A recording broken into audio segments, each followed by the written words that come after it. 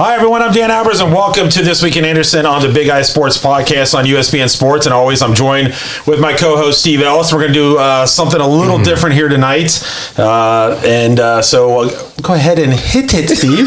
Yeah, as everybody can see, it's a little different. Usually, Danny are across from each other, but we got 4 people in the studio, Danny, which is awesome. But in tonight's podcast, we have the privilege of having John Raymond here to help us. We've had him on the show before, Danny. Yes. And he's going to help interview you and Greg Ellis, who's first time on the podcast, because both you guys have been announcing the Anderson football games for over 30 years and just recently got into the Anderson Hall of Fame. Yeah, how about that? Yeah. I'm nervous. Very proud. So John, here we are. We're going to interview John, Danny, and Greg on the podcast for announcing all these games, all the Anderson football games, all these years, and with their recent announcement, it's really cool that they're here to do the podcast. Well, I think, Steve, one of the greatest nights that we had during the football season when we were doing everything up at the lounge on Tuesday nights was the night that Frank Brandy decided to make the announcement. Yes. And I'm on the Hall of Fame committee, so the couple days before we had a meeting, and he said he wanted to do that, and I said, I think it's a perfect time to do that. Yeah. So, and then I think these two were a little surprised because all of a sudden all these family members and friends and all that, it's like we had a huge crowd that night, which was great. Yeah. Just not for the football, but then I think everybody was thinking, well, why are all these people here? And and when Frank got up, because he came in right after me, we went on and did the players of the game. Right. And then he stepped up and then made the announcement, and you could tell the emotion that these two had.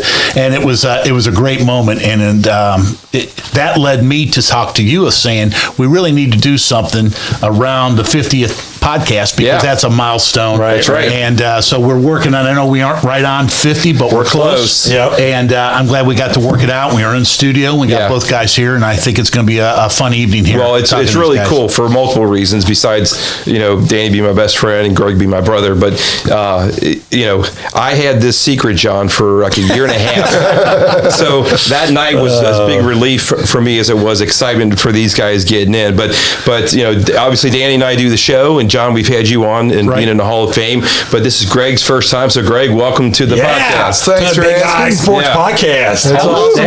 Hall of Famer. Hall of Famer. Now you're part of the family, that's for sure. That's right. So. That's right. All right, so let's get into this, guys, and we'll take turns. You guys responding here. As longtime residents of Anderson Township and going to Anderson, tell us where you grew up and what that time era was like, because it's a little different in today's day and age, and if you want to throw what sports you played, that would be good too. Let's start with you, Greg. Well, I got 10 years on Danny. I'm with you. I got 1 year on John. Okay. I got 10 and a half on you. So, but anyway, I was born in West Virginia. We moved here when I was 8 in 1965, and immediately we became Anderson athletic supporters. And we just right away, my mom and dad took to the high school and all the camaraderie of everything that happened in this school district. Yeah. And I went to Anderson Elementary, which is now Christ Hospital. Right there, exactly. At Beach Pond Forest. Yeah. And John, you probably went there too, didn't you? Middle school. Yep, that's where I went. Well, I went there to elementary, 3rd grade. I went there. Yeah, that's crazy. And then I went to Anderson, of course, and what sports did you play? I just played baseball. Baseball? I played baseball with Jack Kaniski. You had on here earlier this year, and I played all the way through. Actually, I played summer ball till I was 19. Okay. And I only played pitcher. Just pitcher? Who was your coach at Anderson? Watterson was the JV coach, and Jim Neiman was the varsity legendary coach. Jim Neiman. Yeah. Watterson, better known as Wally. We all called him Wally. Yeah, well known. Great guy. Unfortunately, we lost him. Yep. Danny, let's move on to you, where you grew up, because you always bring this up when we do the podcast. So, yes. What side of Anderson did you grow up on? Dang right. The best side, Summit Elementary. Yeah, I'm a Summit Stinger. Back then, I think they were the Stingers. I don't know what they are now. That's right. But my family's originally from Norwood. Okay. And my mom and dad decided they didn't want us growing up in Norwood, and I don't know why, because they love Norwood. Okay. And my dad took a drive over to where Linderwood Lane is, and that's over by kind of where Steve used to live over in that area. Yep. Near John. And went over there. I'm at. Over there in that area. And they found a house there. It was a small little house, and I think at the time it was just it was three of it. It was me, Timmy, and Teresa. Yeah. I don't know if Teresa was born yet. I'm just trying to think. So we only had the three of us, and then Timmy came later when we moved over to Clemson. So we still stayed in Summit. Okay. Moved over to Clemson, and then went to Anderson and Anderson Middle School, Anderson High School, and Sinclair Community College. You know it. So before I ask you about sports, what was talk a little bit about like the time here when we grew up and what that was like, because this is before cell phones and internet and completely different time. It was awesome. I mean, it was just obviously Steve and I have been great friends, and so I don't think you and I became friends until like the 8th grade, somewhere around in the 8th grade, I think, is where we became friends. And then we just as the years went on, we became closer. But, what was it? I'm losing my train of thought here already. Time here, what was it like growing up? It was just incredible. Just the fun times that we always had. I mean, you can go back to, all the sports that we played together at Anderson, and then just in our neighborhood, just growing up, we always played wiffle ball was the big thing, and then playing tennis, baseball with the tennis ball. And then we would do, just all the things that we did.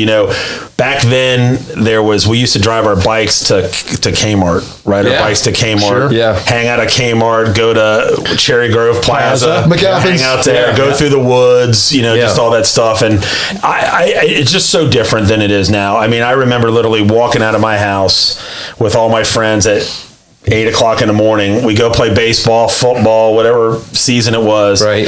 And we wouldn't go home until my mom called us in for dinner. Yeah. And then we go to dinner. We come out and start playing flashlight tag or kick the can or, what was that? Red Rover, played that game. That was one of the things in Summit, because it was so big, and that's how all the neighborhoods were built back in the 50s and 60s. Yeah. But all your friends were there, and you never had to go outside of the Summit area. No. And the big thing was like crossing 8 Mile to go to the other side of Summit, to see some of your friends over there. But no, that whole network there, and everybody we've talked to about that, and anybody in that kind of a neighborhood, that's what you did. You went out in the morning, and you came during the summertime for sure. Well, I'm a little biased, but my neighborhood was absolutely outstanding. I had all kids around my age, and what the thing is our parents made it fun. Yeah, our parents did like 4th of July parties. We blocked the streets off. Parties, sure. We had Super Bowl parties, Derby Day parties.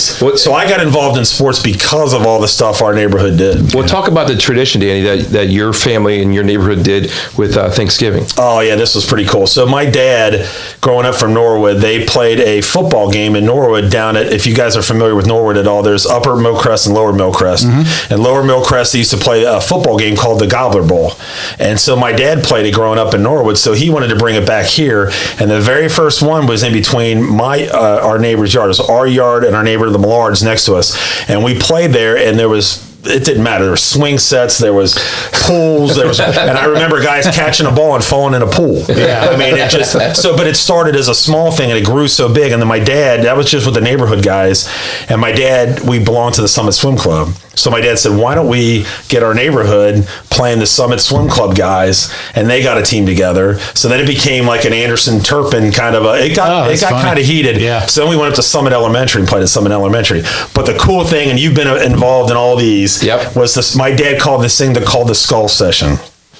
So Wednesday night before we played the game, I don't think my mom liked it too much because all the guys from both teams would come over to the house and we'd sit in our kitchen and just talk about all the old games and drink a bunch of beer and we would basically get drunk. And every guy would, and then they were hung over the next day trying to play football, getting up and playing football the next day. You saw guys puking, before the game's being played. But it was something I'll never forget. And actually, it's sitting right up there is the top turkey award my dad would give out. And he had a turkey on the top of it. So my dad would present it to the most valuable player of that game. And it was obviously just our guys. It wasn't the other team. So he did that. And then Summit used to get mad because we made a rule that you weren't allowed to play until you were in high school.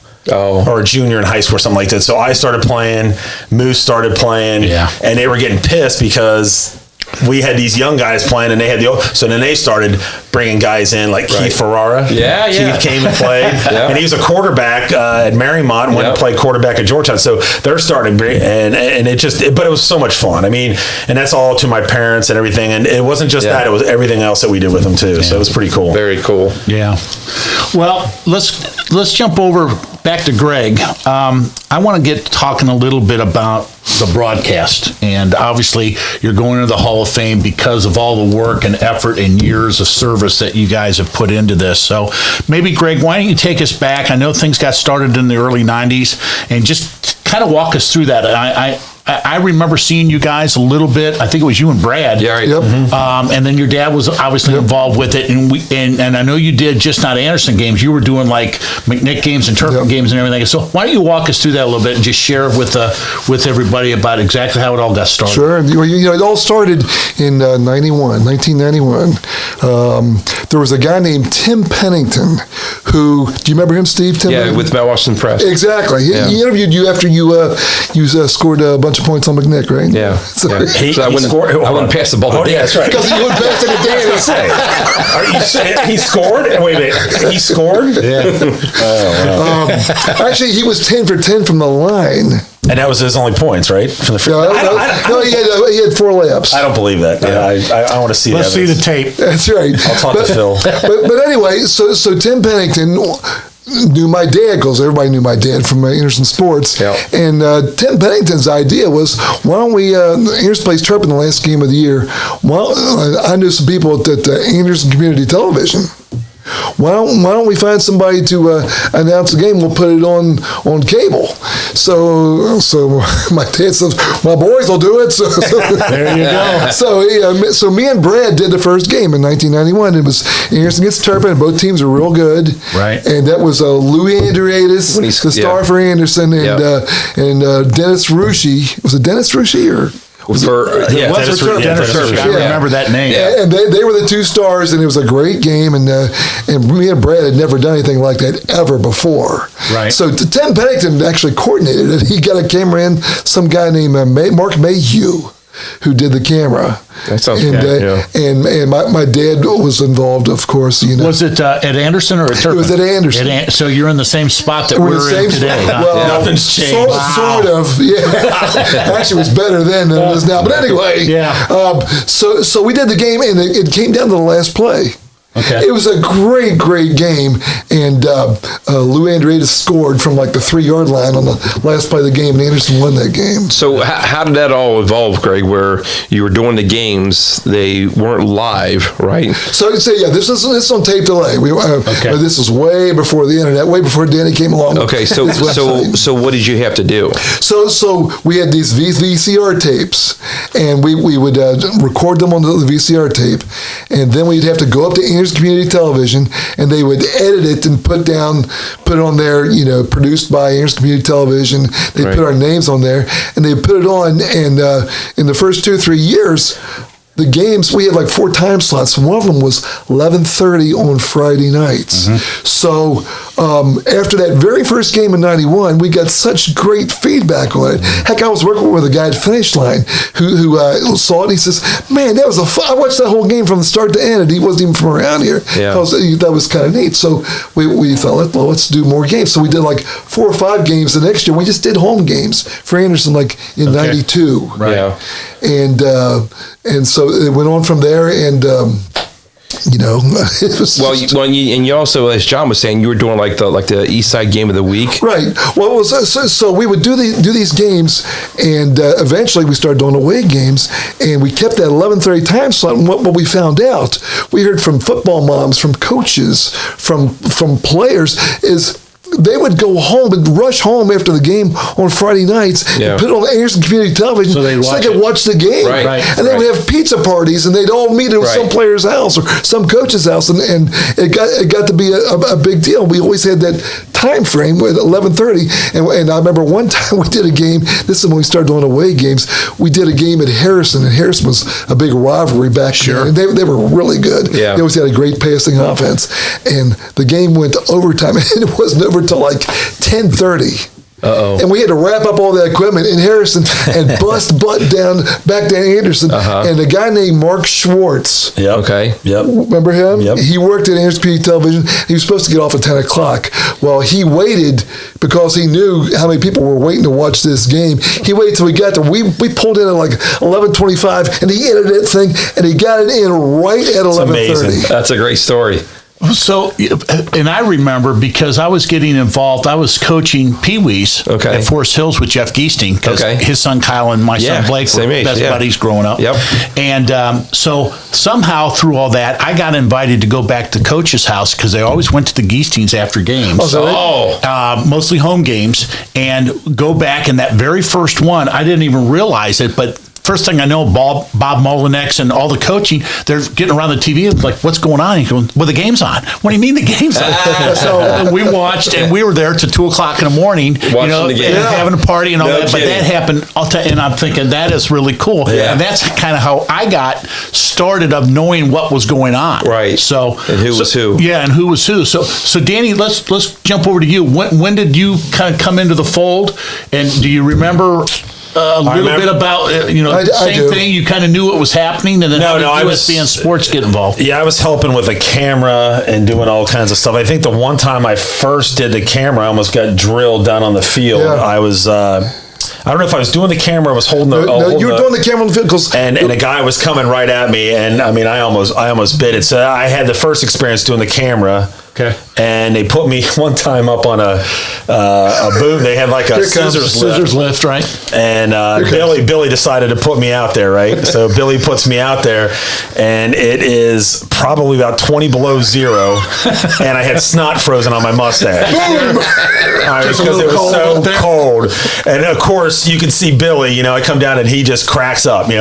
Just start. How Billy had his laugh. But that's how I kind of got started. And then Brad left to go be athletic director at Felicity. Right. And then I kind of stepped in right after that. So I don't remember exactly the year that was. 98 was the first year, because me and Brad were still doing the games in 97 when when Billy died. Oh, okay. And gotcha. And Brad had already started doing stats for UC and for the Bengals. Right. And it got to be a much. I mean, Friday nights he was doing with me. Yeah. And then Saturdays he was doing UC, and Sundays he was on the Bengals. So he had to give up one of them. So he decided he was going to give up doing this. Sure. Yeah. And I'll never forget this. It wasn't even a thought. Brad said, well, if I quit, who are we going to get to do this? At the same exact time, we said, well, Danny. Well, who else would we get? We would get Danny to do it. Who else would it be? Yeah, it's just been awesome. I mean, So the first game we did, because we used to do on air, we still do sometimes. We're on camera to do the intro. Right. And the first time that me and Danny did the intro, it took us like 15 takes. We were laughing so hard. Well, but hold on. It didn't help that Tim Huntington was doing the camera, and he'd be back there making faces and smiling. Sure. And it would make me laugh. And then I'd look at him like, seriously, come on. And so we'd have to do it again. So let's just get through this, right? Yeah, I blame a lot on Tim Huntington.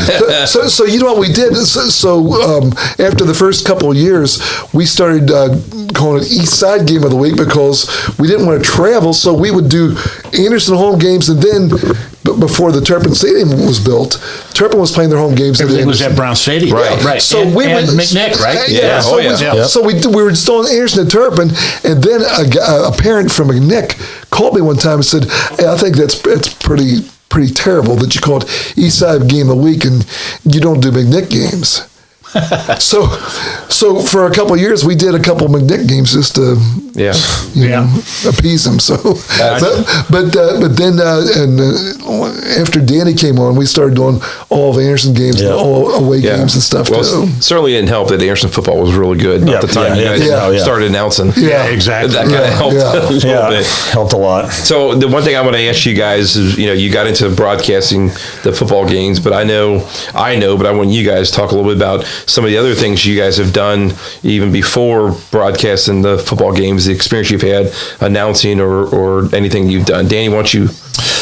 Well, I got late start on the broadcasting part of it. I went to the Ohio Center for Broadcasting. It's not called that anymore, but I went there God, I'm trying to remember what year that was, but it was late. I mean, Tyler was older, and that's why I kind of wanted to get into it, and got my degree as a broadcaster, if you want to call it, for TV and radio. Right. So I did that, and then that led me into Cincinnati State. The guy that was running the whole program, Dave Linehan, was doing it. He heard all my reports, everything I did was on sports. I always wanted to be the sports guy. So he's like, hey, I got a guy. They were looking for somebody. He says, hey, this is unbelievable how it all happened too. So they said, hey, I got this guy, Dan Albers will come and he'll broadcast your games. So he said, great, let him come. Excuse me. So I show up, go in this little room just like this. We're sitting there. And he goes, all right, so you broadcast, what have you done? I said, I haven't done much, do some Anderson games. Well, and he goes, all right, go ahead. I'm like, go ahead, what? And he goes, give me some play-by-play. So I had to sit there and do a generic play-by-play, and I just randomly had names in my head, like Johnson passes to should score. I just did that. He's like, all right, sounds good. He goes, our first game is this, and I said, well, you got your equipment? He goes, we have no equipment, and this is going to be on the internet. I'm like, how do you guys do that?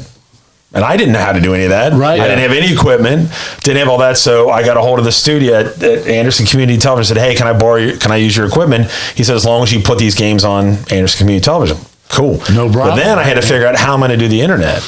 Well, I had to figure that out. That's where USBN came in. Yeah. Oh, okay. So I had to figure it all out, and I got a hold of Tom Shingleton, another Anderson grad, and said, hey, look, I need to develop a website.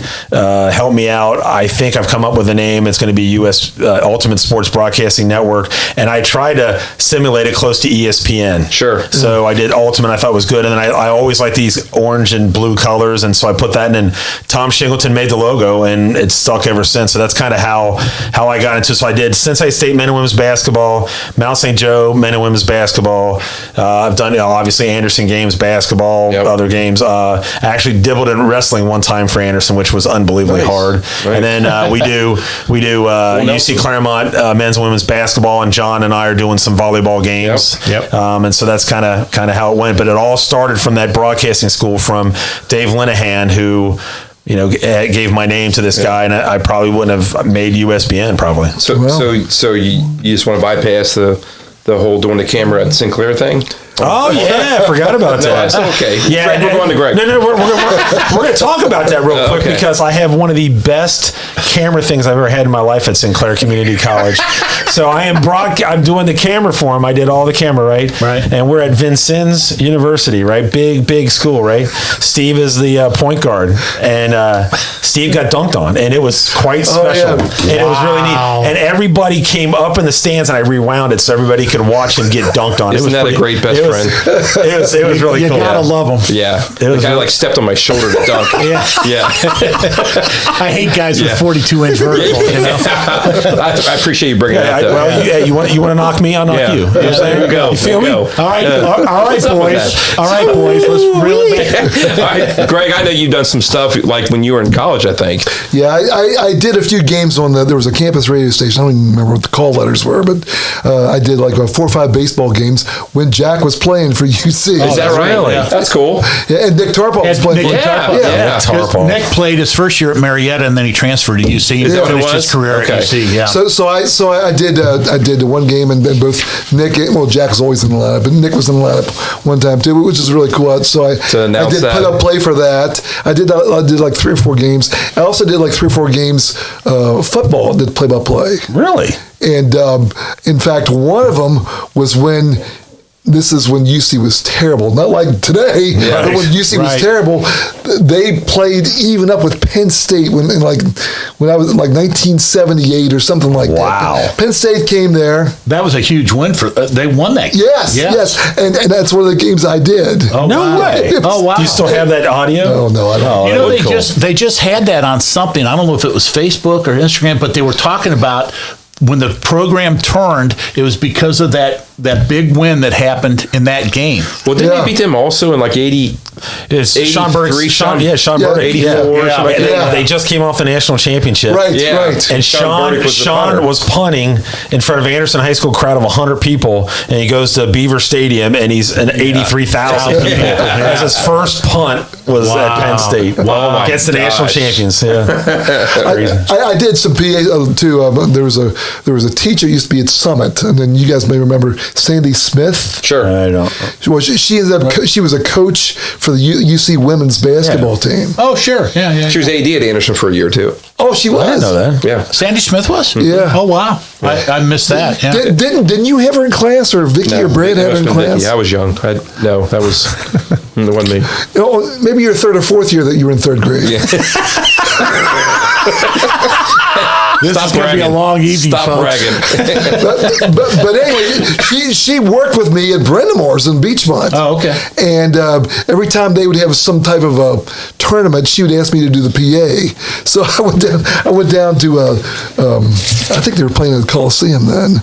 That was before the shoes, and I did PA for like 3 or 4 women's basketball games. Wow, that's pretty good. Yeah. Yeah. You know, there was one other when you were doing baseball. I want to make sure we get it on here because if he doesn't hear his name, he's going to call me. But Steve Smith was an Anderson guy that caught at for UC as well. So we had 3 Anderson guys from the class of '76 playing on the UC Bearcat baseball team. That was really pretty cool. awesome. Yeah. And of course, Steve's claim to fame was he got to catch Dotson. So he was at Anderson. Yeah, he was. His hand was sore. He was behind Mark Bissinger. He was the catcher behind Mark Bissinger. Oh my gosh, that's right. That's right. Is that right? Yeah. Mark was the catcher. Yep. I did not know that. There you go. For Hensley Sunoco. All right. That was the name of their team? Yeah. So I guess one of the things, and I don't want to jump on your part of it here, Steve, but why don't we talk a little bit too? I mean, obviously we're on 32. Year 32 will be this next season. About some of the other names, we've mentioned a few of them that have been with you guys, and then I came along probably about, I think this is my year 10 or 11 now, but why don't we talk about some of those guys and helpers and people that... You do the early ones because I don't remember some of the early stages. Well, you know what? I wrote them on my phone so I wouldn't forget. So, good. Because when there was a bunch of different cameramans, because every 2 or 3 years we were switching cameramen. The first 3 or 4 years there was a guy named Mark Mayhew who was friends with Tim Pennington. Okay. And then after him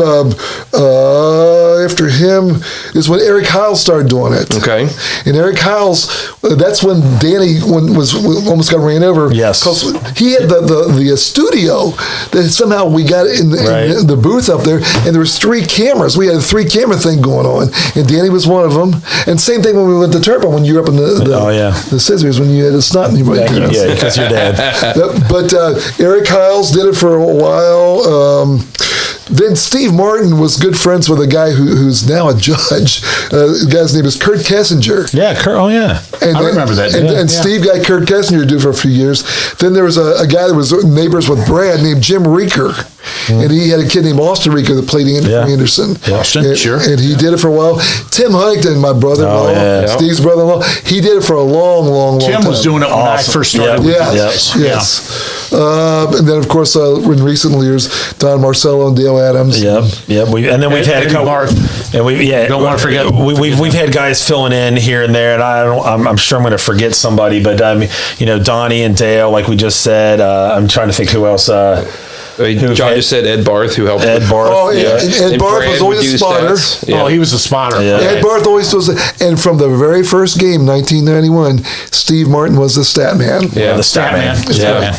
So he's been with me since 1991, and you know what? He looks as forward to this as we all do. I mean, he cannot wait to come to them games. It makes a huge difference having him too. I mean, he's. I'm telling you what, he's spot on. And typically, the people that are off are them and not Steve. Oh, absolutely, every time. I mean, he's spot on. Yeah. And I still do it to this day, even from the very first game until right now. I always tell them right before we go on, don't be shy. If you got something I need to say, just tell me right now, so I don't come back. So he's graded. Like if he knows that they've run 6 straight run plays or something. I mean, Steve follows all that stuff. Yeah, he's good. He helps me out a ton because I'm down on the field and I don't hear it, but I'm yelling up to you guys, Steve, give me the stats. I want we're talking about. And he's so good at it, and he's right on. And everything I say to Evan caught me one time when we were all done. He says, "How do you have those numbers already?" I said, "We got a great guy. Right. Steve is That's on exactly right. board, and he knows what he's doing." So, Absolutely. yeah, there's no doubt about that. Well, that's very cool. Go ahead, John. Okay, so let's go back over. Let's jump back to a little bit about when you guys up at the lounge when you saw Frank come in, and I'd like both of your kind of viewpoints of what you thought was happening, and just walk us through the night that it was announced and they presented you that it's coming up on April 22nd of 2022, but the night that you find out that you guys are going in the Hall of Fame. I honestly thought at first I saw, who did I see first come in? I want to say I saw my nephew and my brother-in-law come in, and I thought, because they did say something about trying to come up one time, and I thought, they were just coming up to be there, right? Well, then all of a sudden I think my wife came in, and then when I saw Timmy, I thought, we're going to do, and I saw Frank there, and I said, they're going to do something for Timmy. That's cool. They didn't just tell me they're going to let, that. I kept thinking maybe it was for Timmy, my brother, getting in the Hall of Fame. So, but then I started seeing more and more people come in, and I thought I was getting punked. I thought Steve was playing a trick on me. Thought something was going on because he's done it to me before. So I'll be honest. I thought it, but I thought it was for Timmy. I didn't think it was for us. I had no clue, but it was just, it was obviously, you could tell how emotional we were. It was stunning. It was shocking. I never thought it would happen, and just for them to all be there was pretty cool. Yeah. Greg, how about you? And Steve had told me earlier in the week, him and Donna were coming, and Brad was coming, and a couple. And I was like, well, in fact, I told Steve, well, what's the big deal? We do it every week. and he says, we just think it'd be neat to come there. So I didn't really think a whole lot about it. I thought it was neat that everybody was going to be there. And as you said, that night we had a big crowd anyway. Yeah, that night. It was a big crowd. So, and then when Frank stood up, just almost simultaneously with when Frank stood up and started talking, I turned, and my daughter Katie walked in with her 6-month-old twins. Right. And I knew what the heck is going on. Yeah. And then I looked at that, and Michelle was not there. My wife was not there. And then I turned over this way, and there comes Michelle through the door. I saw all Danny's relatives and stuff. And I thought, what? And I kind of put it together. I just can't believe it happened. To this day, I can't believe that happened. Yeah, well deserved. And I'm probably going to get emotional here, but I thought about your dad and my dad. That just I don't know. It was kind of cool just to think about that. It's the first thing I thought of was our dads. And when you guys said that, and if you remember, I had the microphone, and I was fortunate enough to be able to and hear your emotion. But you said, it'd be great if he could see it, and I said he is. They're watching right now, and they both got smiles. And I could just hear Billy's voice. I can hear his voice. I really could. I could hear him. You know how loud and boisterous he gets. I could hear him. Yeah. Well, as cool as it is now, wait till April 22nd. I don't think I'm going to make it. It's going to be. Just look right now what happened. Right now, just talking about our dads, and I can barely make it through it.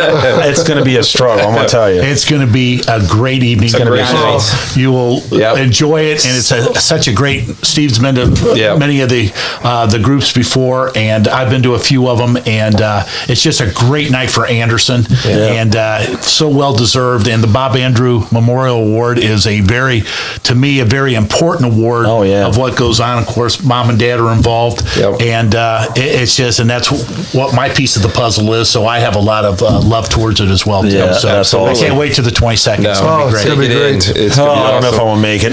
Yeah, you will. Yeah, you will. So let's go over the past 30 years and some of the games and some of the things that's happened, and I got some things I want to bring up here. But the one thing, everybody knows that you guys do announcing, and Steve Martin's always been the mainstay for stats. You've had some cameraman guys. Well, recently in years past, you've brought John on to do a lot to having John there. Being on the field, which is extremely cool.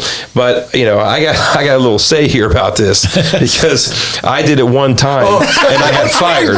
Oh, you did? So we tried this one time, John. And I'm on the field, and they threw it to me to talk. Yeah. Well, somehow my microphone got mixed up with Stanley's microphones, and when I was talking, it went over the entire PA of the stadium. Oh my!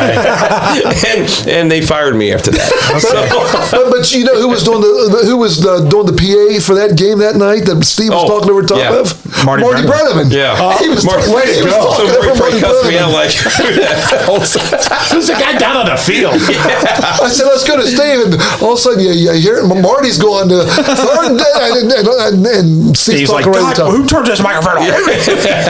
Yeah, but See, I didn't know that. Oh yeah, so I learned something new Oh, as well. crazy! But you guys have done some other things over the years. You've been able to microphone up referees. But before Danny, when it was just me and Brad, before Danny came along, for like 2 or 3 years, we thought it was so cool because Stanley helped us, of course. Yeah. But by the way, Stan the Man is unbelievable. Oh, yes, He's a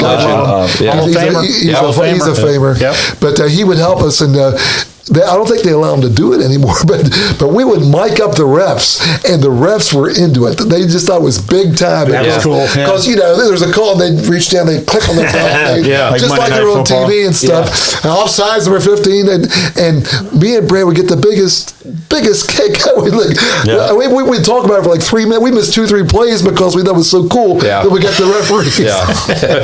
Well, you guys work so well together, and you feed off each other, and I'm not sure if you guys favor Anderson or not. No. There's chances are they may on a couple games. And I'm not sure if Anderson's ever committed a penalty. It's always a hold on the other team. No, they've never had a penalty. If there's a run for their team, it has to be a hold. It's a hold. Yeah. Hold, no call. Yeah. But I don't see that flag. Wait. I'm sure they'll be called back. Oh, no, it's not being called back. Okay. But yet again. That's a horrible call, Greg. That's a horrible call. You guys are going to get fined. But you've done some unbelievable games. So let's talk about some unbelievable games before we get to the state championship game. So if you can remember some of the other games, and then I want to bring up the state championship game. First game I can remember that stood in my mind was when we beat Princeton. That's what put us on the map, and I think it was 92 maybe. Okay.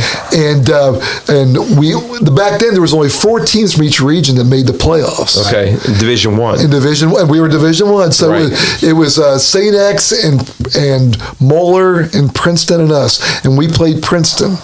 And we played them at Middletown, and we got the football moms to kick in the exorbitant fee that the Ohio High School charges to do a playoff game, even though it was tape delayed because back it was before we had internet. But but anyway, we went up to Middletown, and it was so cold, and Brad forgot to wear a coat, so Brad's out there and it's snowing, and he's interviewing Coach Sirianni. And it's just pouring. It looks cool as heck. Because, it does. You've seen that. Well, it's going to be on Danny's thing. It's on the documentary. Good. Documentary. So then the game gets going, and everybody in the whole state, well, let alone just in the city, thought Princeton was going to beat us like 95-0. And we get out there and we play right with them, and then and we were in this little tiny booth in Middletown that had no heat. Yeah. Oh yeah. So halfway through the game, we couldn't see the field, so we were getting our driver's license out. We were chipping ice off the window. Oh my gosh! So we could see what was going on the field, and it came down to the last play. Yeah. And Druso took it over, and we just went nuts. Yeah. That was one of my favorite games ever. And it was early on. It was like the second year we did them. Right. What about you, Danny? Well, that game I didn't do. I was there, I think, but I didn't do that game. But I think the first game that I remember doing with Greg was the Matt Mullinex game, Witten Woods, and it was back then. It was still real good games back then, and I mean they started early, and I think the score might have been tied, and they threw a long bomb to Matt Mullinex in the last minute, and if you remember how the press box was, there was no railing. There was no railing there, and it was cinder. And I literally jumped out of because I put the seat outside, and I literally jumped, and my foot slipped, and I almost fell off out of the press, onto the press. Near death experience. Yeah, so I got so excited. So that was my first real game that. That was great stuff. That I remember. But there was always some, the Timmy's senior year, St. X game. Oh, yes. That was one of the best high school football games I've been to. Yep. You know, there's always the Harrison games. Yep. Those were always good. But I mean, there's just so many good. I know I'm missing some that we've, you know, we had a Harrison game at Harrison with Blake White caught that pass. And it was just not a good. You called it. You said they should go to Blake White, and they did, and that's how we won. Yeah, so there's been so many good ones, but obviously there's what you're going to bring up here in a few minutes. Yeah, so when we get to the state championship game, which you know seems like it's hard to believe, right? You know, from where Anderson football and Danny talks about, you know, where it was, and to get to the point where all of a sudden, you know, they've had some good runs, and then all of a sudden they're in a state championship game, and you know, I was just a spectator there, and to feel the emotion, you know, I wore my dad's Go Big Orange coat that Joe Miller had given him in honor of my dad to that game, and and just a cool thing, and everybody in the stands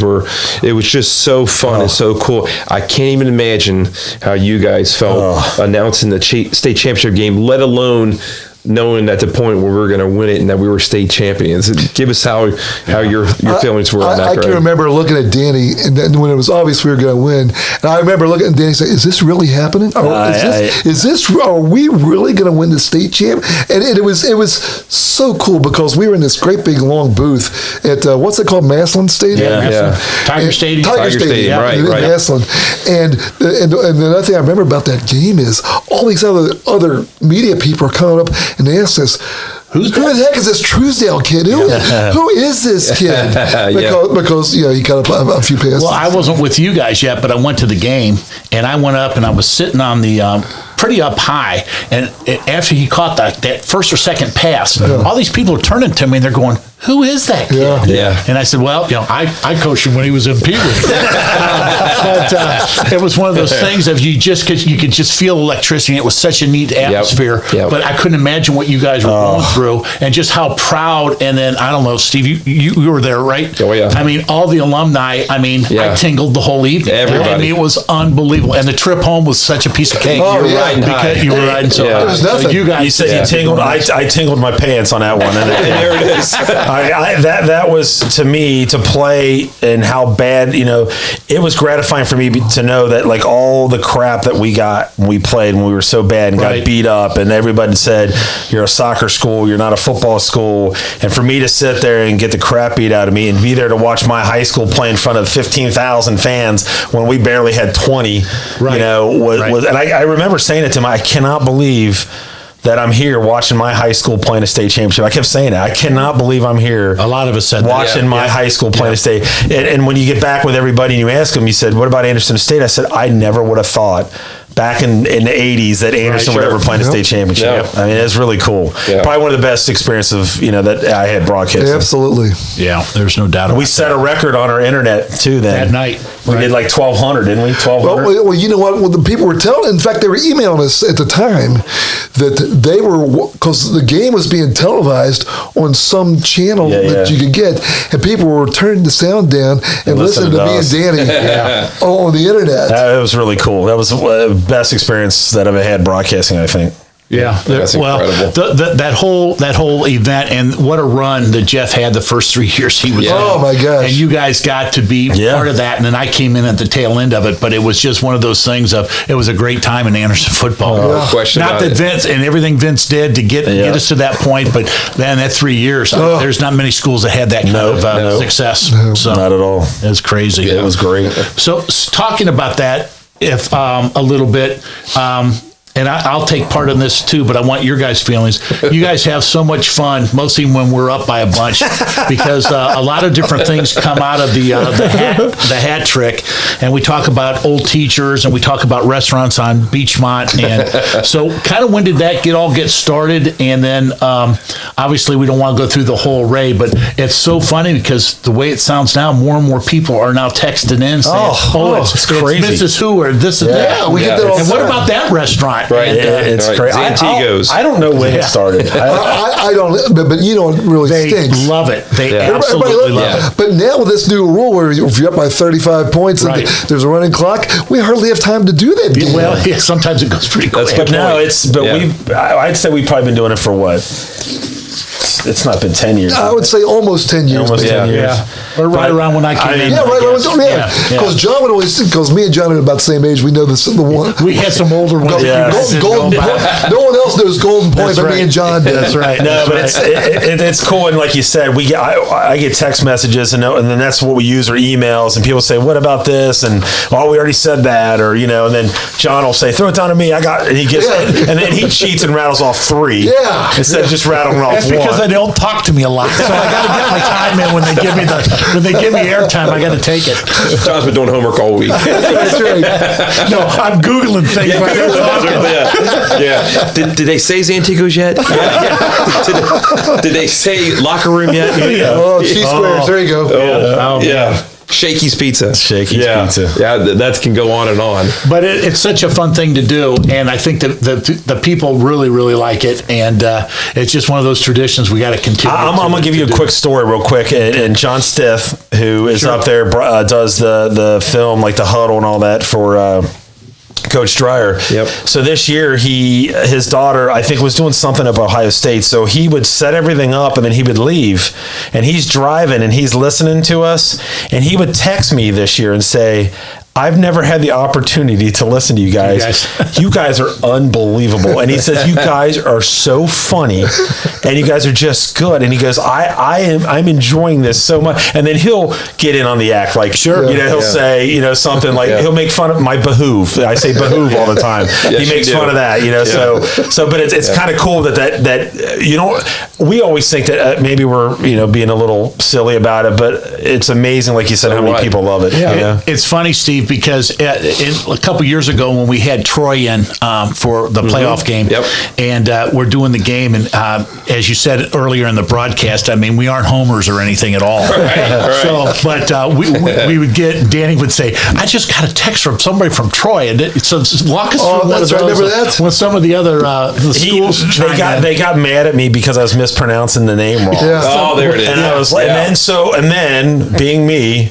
I kept pronouncing it wrong on purpose. Because I couldn't say it. It was one of those names where you just I tried and I messed it up, and then I think I cut it short to, like, if his name was with a Z, I cut it to Z, and I just said Z with the tackle, and they didn't like that. Speaking of names, what about like when you guys were doing like the starting lineups, or somebody would text a name in, and you would mispronounce it? It might be something that shouldn't be announced on the air. Thanks to your brother. It would be.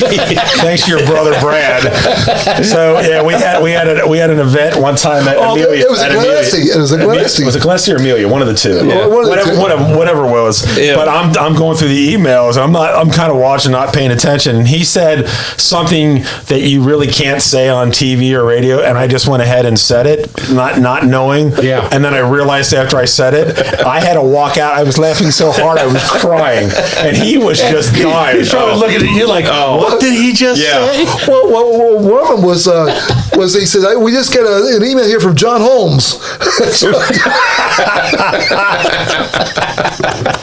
So and then I had to pay attention to Brad. Every time Brad, I would wait and read it, and then go back and read it again, because I knew Brad was going to try to give me something silly. So And Dan does a great job. Once in a while, he'll get a name that he won't get it right the entire year.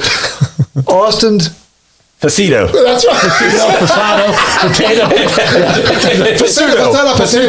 Potato. Tomato. Yeah, that's right. Oh God. Hey, talking about that one, you know what I remember is doing a game for you, Steve. I was broadcasting a basketball game, and I kept saying, carrying the ball. Yeah. He was going, I said, he's carrying. I just kept saying that. I had some lady get a hold, either Brian and they emailed me and said, "I can't believe you're making fun of the way our guys dribble." Oh my God! Well, that just kind of set me off, and I'm like, I'm not making fun of the way he dribbles. He's carrying the basketball, and I just kept saying, "Thank you very much."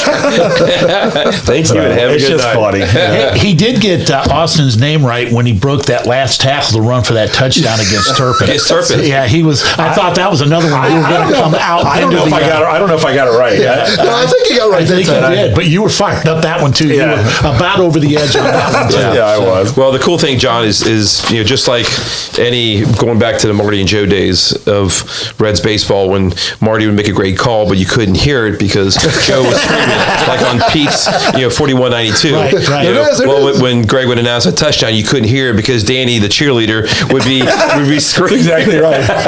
Which is a cool thing. It's exactly right. Yeah. I can't help it, man. That's everybody doesn't like Dave Lapham. I love Dave Lapham. So do I. I love You want guys like that. Yeah. That is 100% behind you. Absolutely. Yeah. I love it. And that's the fun. That's the fun job. Greg's got the tough part. That's right. Yeah, he does. Yeah. Well, let's talk about we're almost wrapping up here, but I want to both of you guys lifelong residents of Anderson, and you've went to Anderson. We've talked about all your buddies that have helped you, and John went to Anderson. You've had kids that have gone to Anderson, so pretty much full-blooded Anderson at this point of our lives. I want to think about this for a second. I want each of you to kind of give us a response of what you think makes Anderson so special, and why you're still here, and you grew up here, and your kids went to Anderson, and why you're still here. Greg, why don't you go first? It was, first of all, it was ingrained in us by my mom and dad, by our mom and dad. I mean, Mom ran the concession stands for 20, 30 years, whatever it was. Yeah. And my dad was always involved with the boosters. And but my dad would take his Cadillac and go out there and drag the baseball field with his Cadillacs. Yeah. And he wasn't getting paid for that. He just because he wanted it to look nice because it represented Anderson. And Right. I just think it's just a great community, and everybody just pulls for one another, and just even at the basketball game the other night, both Tony Himmelgard and Chris Noon got out there and made a real nice speech talking about what's happened at Anderson the last week or so, Right. And it just makes you proud that you're part of this community because everybody is just into sports, but not just sports. They're into sportsmanship. They are proud of being here. Turpin people are proud of being Turpin. Anderson people are proud of being Anderson, and even down in the middle school, the Nagel, and the elementaries. My daughter Katie grew up, and she could not wait to play sports at Anderson, just like Steve's daughter Abby couldn't wait to play soccer. That's the way it is with all of our kids. Yeah. And that's and you know what? And now my plaque is going to be up there. I'm going to start choking up here, but my two granddaughters are going to walk through that school and see my plaque up there the way Katie saw Mom and Dad's plaque. It's just going to be great. It's going to be awesome. That's a great honor. That's a great honor. What about you, Danny? I don't know. I just think it's early on, like I said, about the neighborhood and just how we all got along and just everybody did everything for everybody, and then get into the sports. I think my early experience in sports was with the 81, 82 basketball team and going through that whole thing. And then that's when I'm excited about Anderson. This is awesome. I'm an 8th grader. I'm going to be a freshman. And then my brother Mike playing sports, playing baseball. And so I looked up to him, watching him and him helping me and getting me through all that. And then I'm just going to throw something back about the community as far as it goes, and you guys were part of these things. I did the juvenile diabetes dance for years, and the communities around Anderson Township, and not only Anderson Township but out in West Claremont in that area, just came around and helped support. They're there for you when times are down. Yep. And they're there, and having friends like you, Steve and John, and the Ellis family's been special to me, and just that special bond that I have with all my friends and my family. All my family's still here. No one's moved out of town, and all my nephews, they went to West Claremont, but we're tight, and I think they come over here. They support Anderson and all the things that we do, and I just think everybody just generally gets along. And I like feeding off what Greg said. What Newt and Tony Himmelgard did at that game was very special. I mean, yes, I want to beat Turpin every single time. I've always that rivalry, but we joke around with Newt because he went to Turpin, we went to Anderson, but throw all that aside, we're all one and we're all together. Right. And I think that's what makes everything so special. Yeah. So Steve, I know we're getting ready to wrap things up, but we got to finish this like that when you and Dan are doing this thing. So I'm going to bring this question up to each one of you guys. Is let's talk about your favorite teacher or your coach or just something about AHS that is so special to you, and then we'll throw it back to Steve. Or a girlfriend. Or a girlfriend. Something like that. Danny, let's start with you. I got you. We know who your math teacher is, so we don't need to go over that. On his Christmas card list. I got my there's a couple here. My favorite teacher was Roger Grooms. Love Mr. Grooms. Yeah. He was the best, and he got me to get into speech 1 and speech 2, and then I don't know, he was just one of my favorite. I love Stowe. Coach John Stowe was one of my favorites too. Phil Sinkovich. Those were the top 3. Mrs. Coleman is another one. So I mean, that's hard. Those are the top ones great for names. me. Yeah, those are great people. Yeah, those were the top ones for me. And then what else we got here? And I'll just say one of my most favorite experience I ever had is when my best friend over here playing baseball, and I had 4 errors in 1 inning. 1 inning? And 1 inning. Okay, great. And he's bragging. Listen. And a couple of them because of him. Yeah. I'm playing right field. Blaming me. And tells me to come running in on a ball, and it goes over my head. Yeah. That's what friends are for. Yeah. And then one hits off my knee and goes ricocheting. He falls down the ground laughing. He misheard me. Yeah. So that's so that was my great high school experience with Steve. It was it was always a laugh. We always had something going on. That's funny. That's what friends are for. Yes. Yeah. How about you, Greg? Yep. Well, I got it second on Roger Grooms. I mean, he was great. Me and Steve Martin had Roger Grooms at the same time. Yeah, right. And we could invariably get him off topic. Me and Steve Martin could get him off topic and start doing trivia stuff, and we would go a whole class without him teaching at all. We would just do trivia questions. Sure. But Roger Grooms, and you know who else? I had him the first year he taught was Andy Wolf. Oh, yeah. I had Andy Wolf the first year he taught. So I was in one of the first classes I heard that story about. The hitchhiker. Hitchhiker, yeah. So, and Andy's just the best guy. I still see him walking around the neighborhood. Oh, sure. Yeah. You probably see him walking too. All the time. Yep.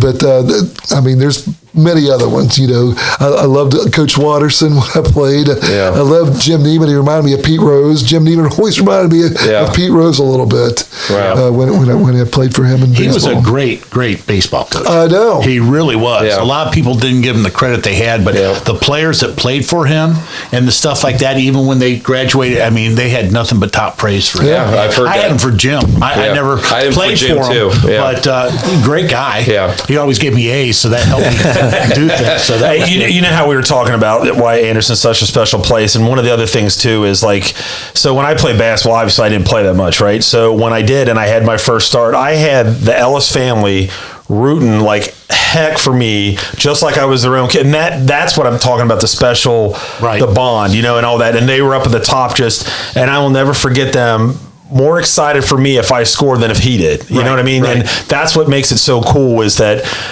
friends are always looking out for friends. If Tyler has something going on, they're going to watch Tyler. If last night or the other night watching Matt coach, that's what it's all about. And I think that's what makes it special. Yeah.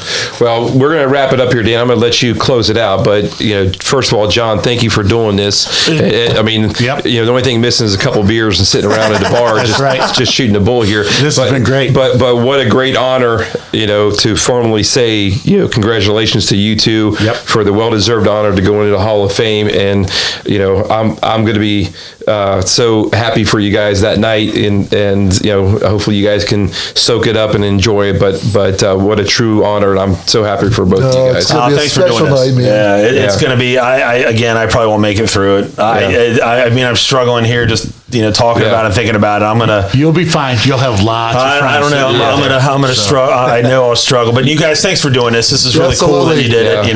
Thanks so much. I really enjoyed it. Good. I think we're gonna have to do one where we just sit here and bull crap about sports and just talk about whatever we want to talk about. You know what? I think we could fill the time with. I think we could too. Yeah, I think we could. So again, we appreciate it. So we're gonna wrap it up here. So you've been watching This Week in Anderson on the Big Guy Sports Podcast. So for Steve Ellis, John Raven, Greg Ellis, and Dan Albers, we'll catch you next time.